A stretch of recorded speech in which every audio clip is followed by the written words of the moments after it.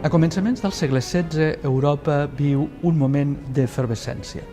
Coincideixen en el temps tres revolucions: la revolució tecnològica, una revolució teològica i una revolució pel que fa a la concepció de l'espai i del poder. La revolució tecnològica vindrà encarnada per l'aparició de la impremta i dels gravats. La revolució teològica suposarà la ruptura, el cisma a l'Església Catòlica a Occident i el triomf en determinades parts d'Europa del protestantisme. I la revolució en l'espai i en la concepció del poder vindrà marcada per un costat pel descobriment del nou món i per l'altre costat pel triomf del Renaixement i de l'humanisme.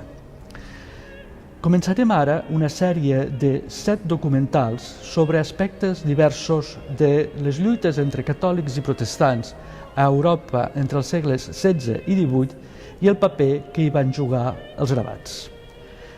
El primer d'aquests documentals tractarà sobre el gravat i aquesta triple revolució a la que m'acabo de referir.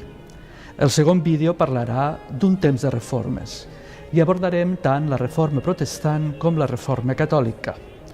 El tercer vídeo ens portarà a conèixer més els aspectes i la influència que va tenir la impremta i la guerra d'imatges a través dels gravats. En el quart vídeo explicarem les guerres i violències que es van desenvolupar a Europa en aquesta època.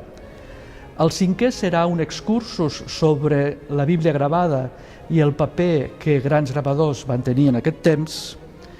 El sisè serà una visió molt particular sobre les figures de la Bíblia i sobre les sèries relacionades amb la Bíblia. I el setè posarà l'accent sobre les iconografies divergents entre catòlics i protestants en aquella època.